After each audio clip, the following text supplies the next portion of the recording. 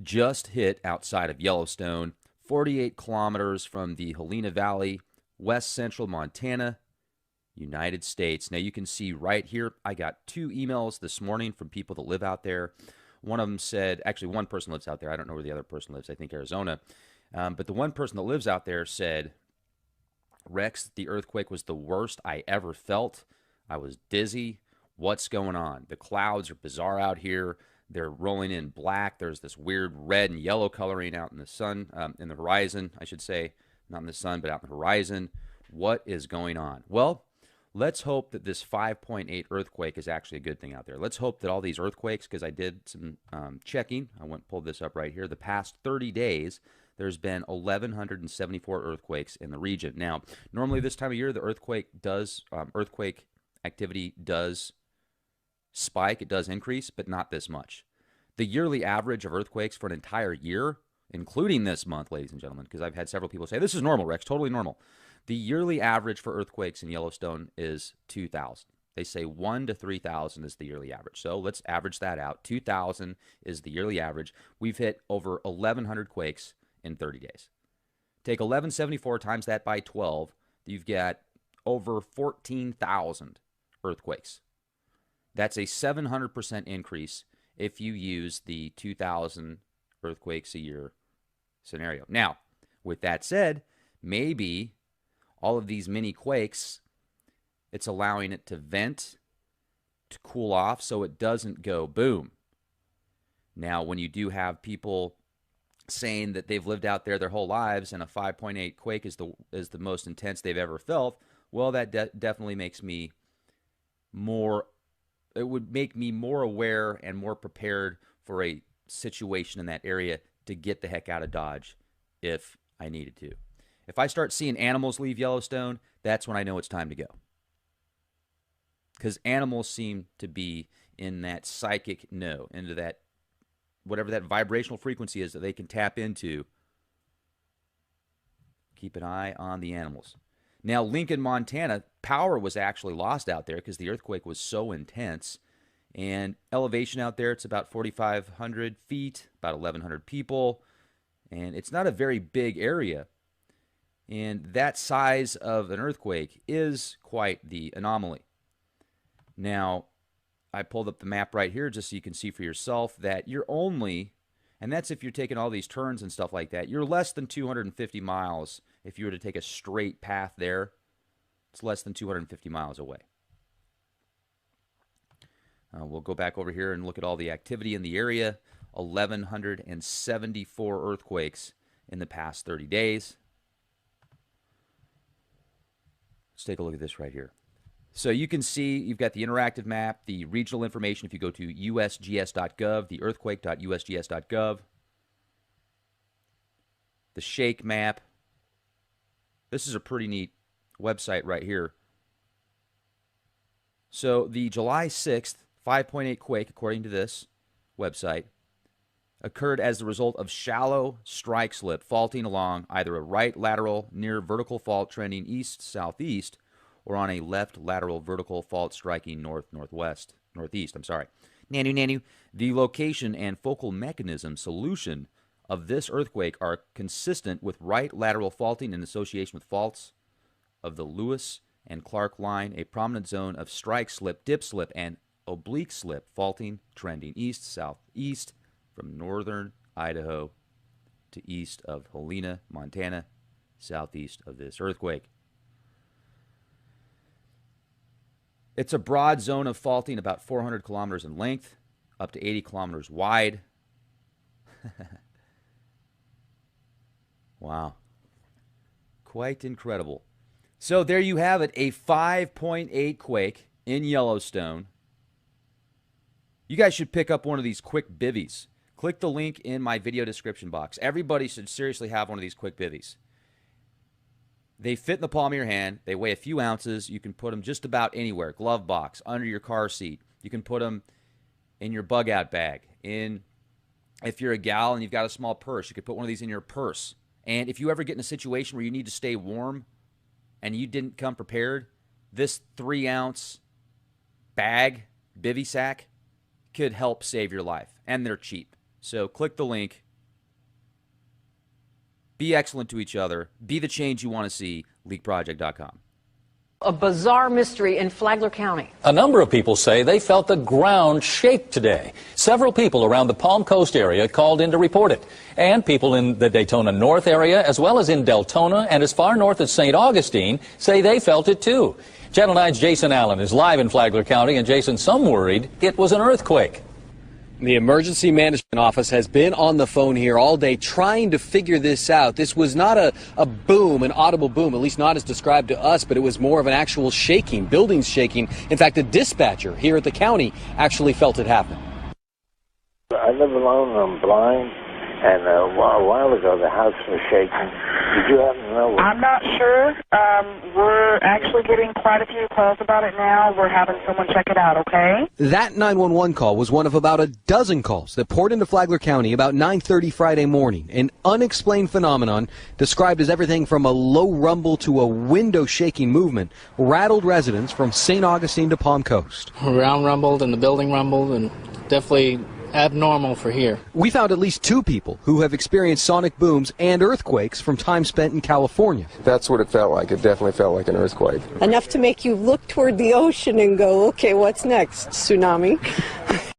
5/21/2011 is right now 4:47 a.m.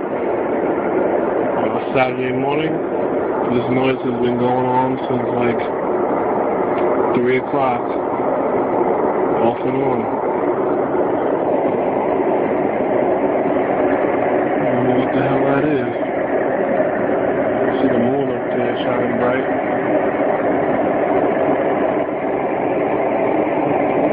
That noise.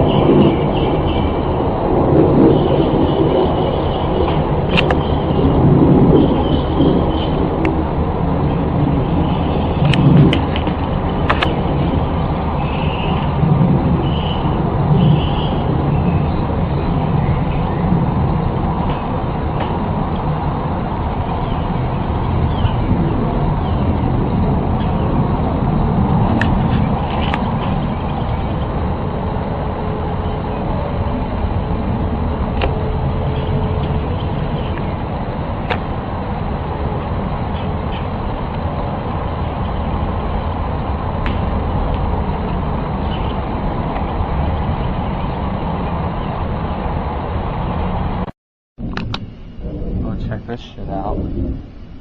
Listen to that.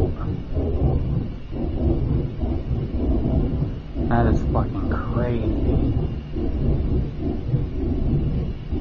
Where's that from? I don't know. Sounds like a giant flame or something.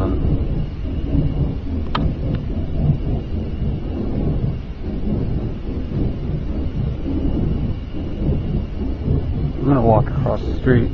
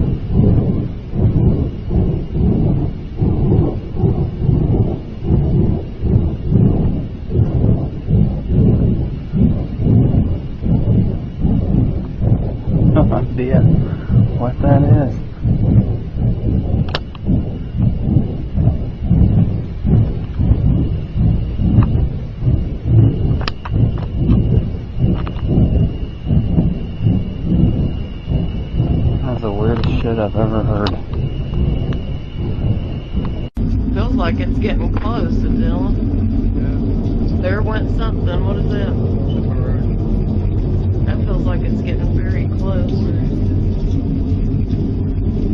Where is it?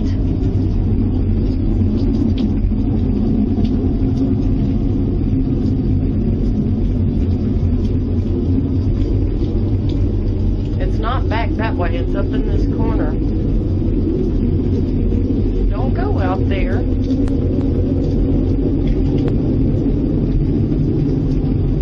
Do you see anything?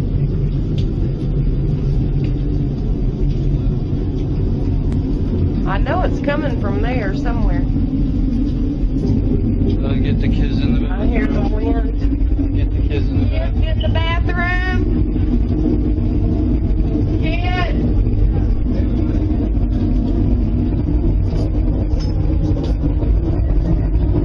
That's getting close. Jesus, Jesus.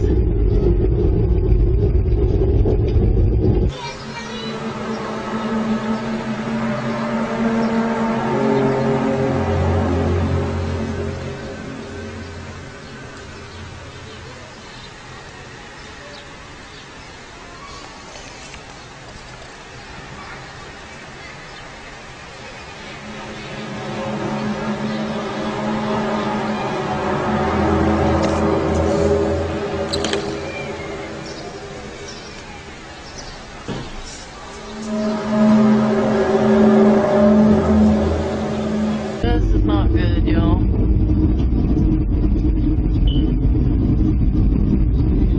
No, I don't see anything yet. Did you see the lightning? Oh God, I don't feel good. Oh Lord, in the name of Jesus. Why is there nothing on the TV? Jesus.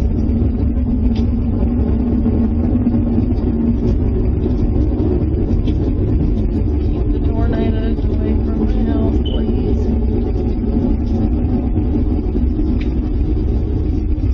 What was that? I don't know where the safest part of the house is at. It's on the ground for sure. I feel it.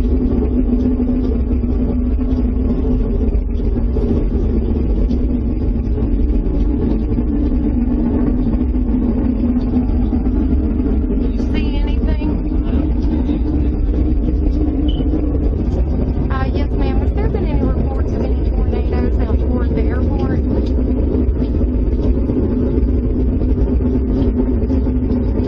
Because it's really, really loud out here. I'm on Spring Hill Road on Walnut Grove Lane. It's about 3 miles south on Spring Hill Road. And it has just been going on for a while.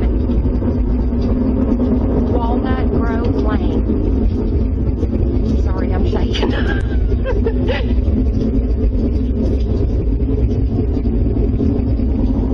Okay, I don't. Okay. Okay, thank you so much. They have a lot of calls, but she said we don't know if it's a tornado or not. They got to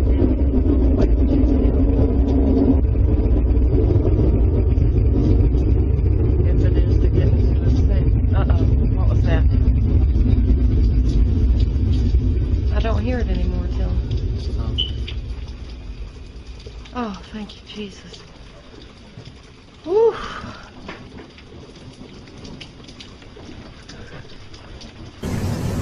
You seen what's happening over there? What's going on? There's one going up and joining it. Yeah? Go right looking to it.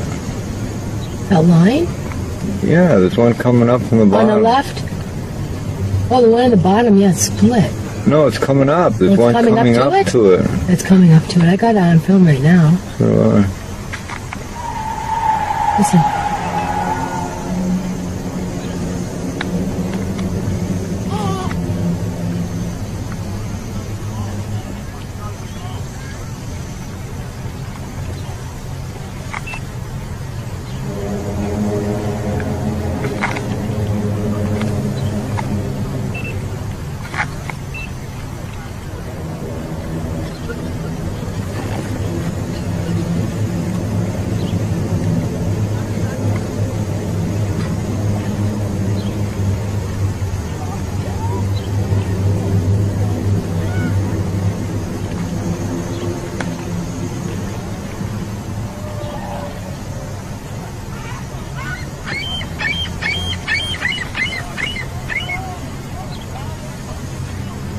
It just disappeared, Mars. What did? The trail that was making that trail went all the way up to there, and it just disappeared again. Okay, I got some hands on